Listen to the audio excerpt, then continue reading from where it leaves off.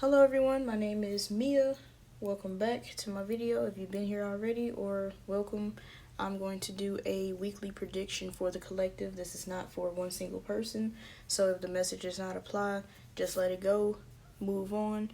And if it doesn't apply to you right now, but you choose to watch it later, whether it's a month from now or a year from now, it doesn't matter, the message will still stand. I'm doing the energies for the week of the 20th to the 27th of this month of March. Uh, these are the energies for the beginning of the week, the middle of the week, the end of the week, and then I'm going to give you the overall energy and some messages from your benevolent ancestors, benevolent spirit guides, just to aid you in getting through that energy if you're being stagnant, or to help you capitalize on an energy if you're already moving forward but you want to make sure you keep pushing yourself forward. I'm going to start off with the beginning of the week. I see the Three of Cups and the Lovers. So initially, and you might be in this energy right now, or you might not feel it until tomorrow. The Three of Cups is about community. It's about friendship. It's about celebrating, having a good time. Right under that is the Lovers. The Lovers is Gemini's energy. The Cups is the energy of Cancer, Pisces, and Scorpio. Water energy. Now, when I see the Three of Cups with the Lovers, in the beginning of the week, it's possible that you're going to be faced with making a choice or a decision. And it's really not just the beginning, but I see this as where the energy is going to be the most prominent in the beginning of the week. You're either going to have to make a choice between friends who you choose to have around you, because someone may have shown you who they were over the weekend, and now you're contemplating like, is this the person who I thought, the person that I thought they were?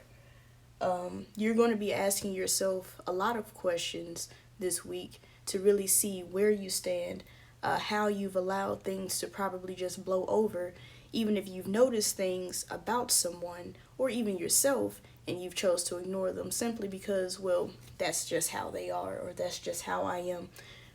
So in the beginning of the week, for the 20th to the 27th, I see you're going to be making a decision, either amongst friends or amongst yourself, about which direction that do you really want to take to capitalize on the momentum of the energy moving forward. In the middle of the week, you have the Seven of Swords, and that's clarified by the Nine of Swords. Initially, the Seven of Swords speaks of some type of deceit, whether it's someone else deceiving you, or you deceiving yourself.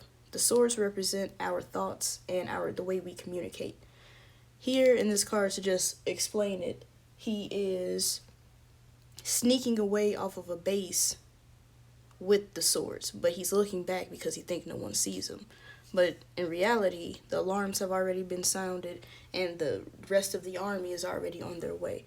So really what I'm getting from this, the energy is, do not lie to yourself. Do not keep lying to yourself, whether it's about a person. If they keep showing you who they are, believe it. Yes, it's difficult, but difficult does not equal impossible. Because if you don't listen to what is being said, or if you don't take heed to the actions of how, maybe even if you keep going back to grab things, so to speak, you're trying to hold on to something that's already slipping and falling away. But because it's familiar, it might not even feel right. It might not even be comfortable, but it is familiar. So you might end up holding on to it, and then that's going to cause you to be in this energy of stagnation, this energy of guilt, of grief, and you'll find yourself worrying a lot. Now, if you really choose to take action to say, okay, I'm going to be vigilant, do away with the feelings, the thoughts, the people who no longer serve me, it can still feel heavy to you in the middle of the week. So with that, overall, your ancestors and your benevolent spirit guides, they're saying, nurture yourself. Make sure you nurture yourself. Not only yourself, be sure that you're nurturing your finances as well. Don't go spending all crazy because you don't feel right.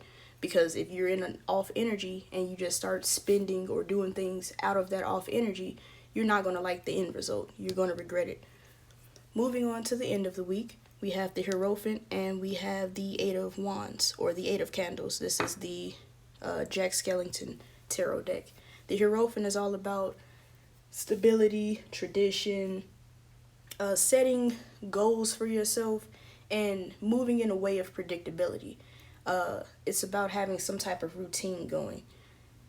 With that, I don't know if you can see his face. It doesn't look happy at all. This is actually the mayor, but he seems pretty stressed out.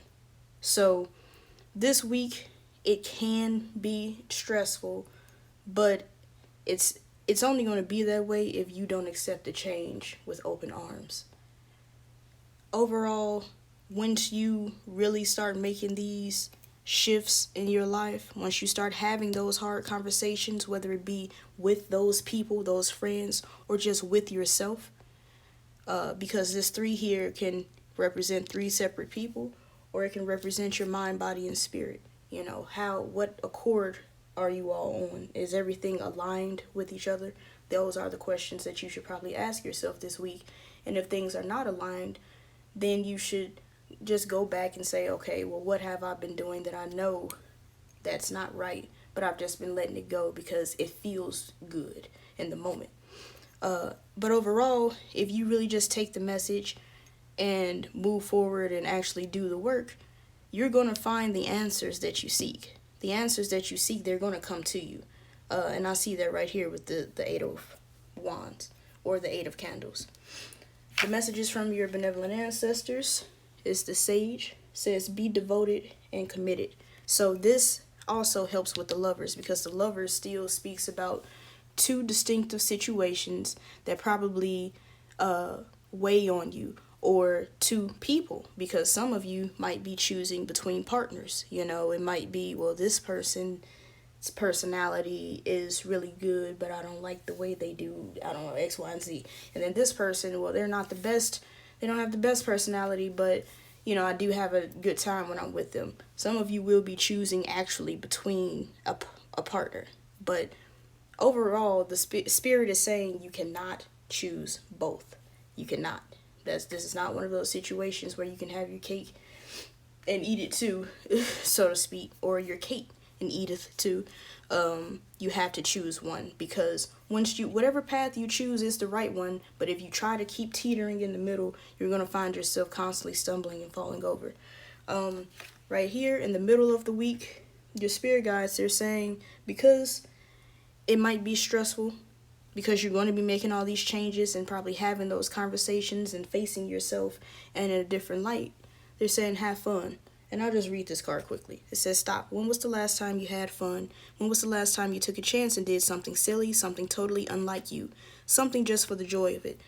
It's long overdue for you to let go of your analytical mind and give yourself and your soul permission to have fun. So tap into your inner child. Tap into that childlike energy just to enjoy the simpler things in life. Don't complicate it for yourself. And the other message from your spirit guides, it says, reach out. We know that you're reaching out right now for help due to a current situation. Support is as much about the physical act of accepting help we're offered as it is about the emotional benefits and learning, and that it's truly okay to accept support however it's presented to you. So they're saying that, 1, tap into your inner child. If you've abandoned your inner child, then go find them. You know, they're not lost. Just find your inner child and actually sit, meditate. That's one way you can connect with your inner child. You can meditate on that. The other part is reach out. You have help, and if you have the help, reach out, ask for the help, and then actually be open to receiving the help. I know sometimes for the sake of pride, or however we feel that we're going to look in someone else's eyes, we don't ask for help, and we sit and we suffer in silence. And your spirit guides are saying that, 1, they are here to help you, so call out to them and be sure that you speak to your benevolent spirit guides, the ones always for your greatest and highest good.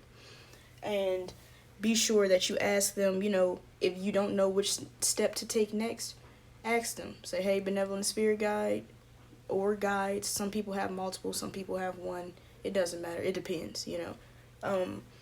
Ask them for the help. They're saying we are here. Be sure to reach out. And if you have a support system around you that you haven't been using yet, be sure to use that. Last but not least, overall, the energy for the week is, what do you need to release? So that is the biggest question. If you don't ask yourself anything else, the biggest question for this week, and really probably for the rest of the month, but especially for this week, you need to ask yourself, what do you need to release? What do you need to let go of? This is the waning moon. And with the waning moon, it speaks about what needs to be let go of. What the things that are already falling away.